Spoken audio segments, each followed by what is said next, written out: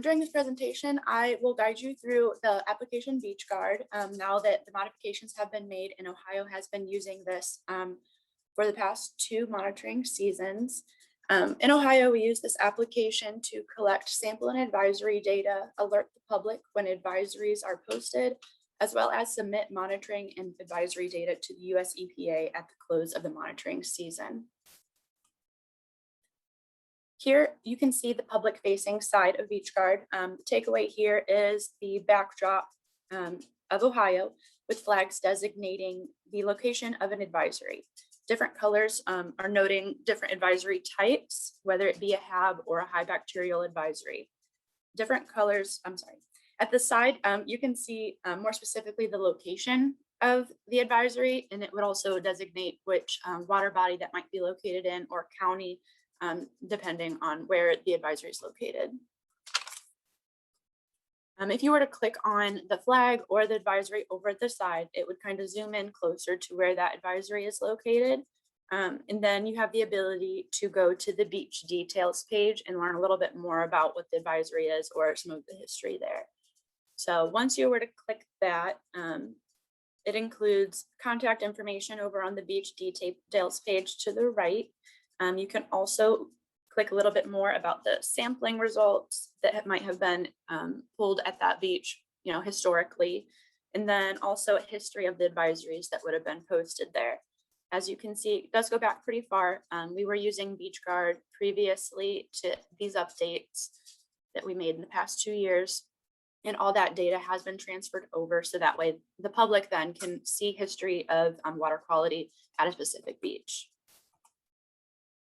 So if you go back to the public facing side, this is probably one of our most important or most popular abilities that the public likes to use.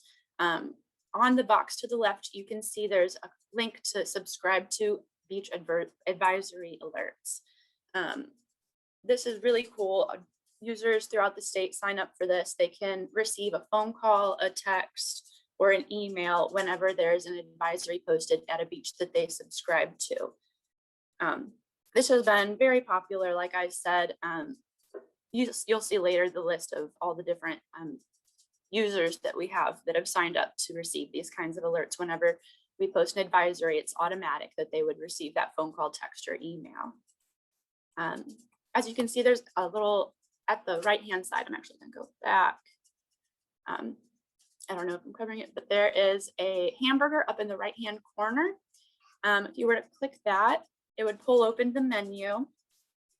And at the menu, then you can have access to all those things that we've already talked about, including the advisory alerts, including a search and export, and also the monitoring agency access login is found on this tab. So if you were to go over to the beach search, all users can access this, public facing as well as internal agency users. This is where they can search for a specific beach individually, or if they wanted, they could search for an entire county's beaches and their monitoring information, sampling data pertaining to that specific beach. This data is then exported out into an Excel workbook, and then the user can do whatever they wanted with that information. So this is a really handy tool also for public users to access. Second thing from that hamburger menu was the internal agency login. So once you log in, you would be brought over to this page. And the abilities here would differ depending on the user. Since I am an admin, I do have access to all the abilities, so we'll be able to look at them all here. So this is what we call the dashboard. You can see there's quick links for the go-to. You can add a new survey, quick link there.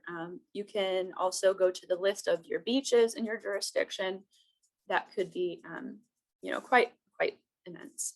And there's also an option for a bulk load import. At a glance, you can also see the total number of beaches and any advisories that might be posted at the current time. So going a little bit more in depth on that bulk load import,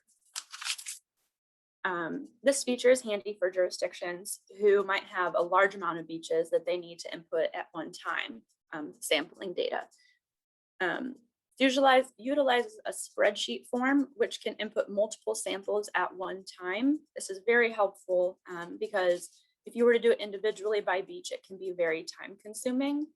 So having this is very helpful for jurisdictions that have a lot of beaches that they're monitoring multiple days a week.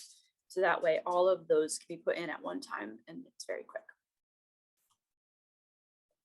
So if you go down the left side of the menu, up the top, you have the My Beaches tab. This lists out all of the beaches within the internal agency user's jurisdiction. So I have access to all the beaches in the state. If you were maybe just in Ottawa County, you would only see beaches associated with Ottawa County.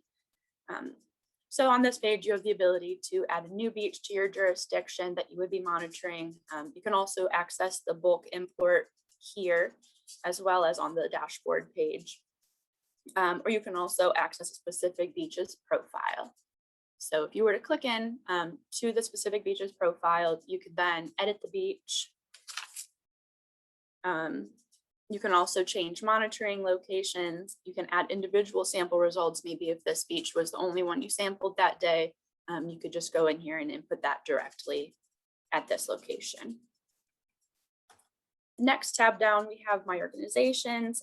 Here as an admin, you can access other organizations within the state. You can add a new one or edit an existing organization.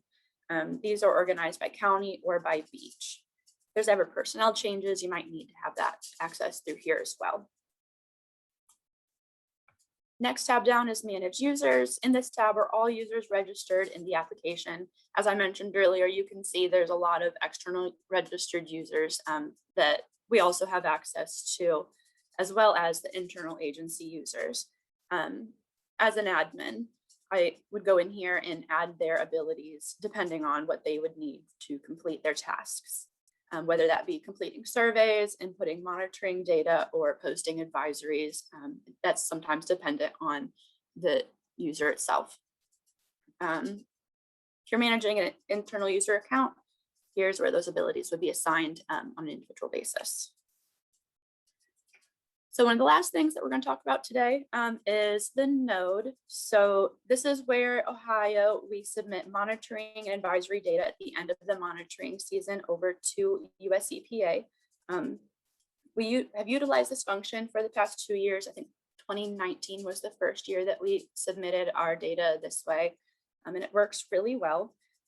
So what you do is you put in your start and end date for your monitoring season, and then click Submit to EPA, and you generate the WQX or the beaches file, and then it would be submitted on over to US EPA. And then if you were to go down to the submission tracking tab on the left, it would pull up this page, which would then let you know if you have successfully sent and they have received your data, or if it has failed, and then once they have received it, the icon will change over to completed. So you know that US EPA has received the data and you can work with them to continue on in your process for that. So I know that was a bit of a crash course in Beachguard. Really appreciate your time. And if you guys have any questions, please reach out and I will make sure to forward you on to my supervisor or whoever needs to help you out. Thank you very much.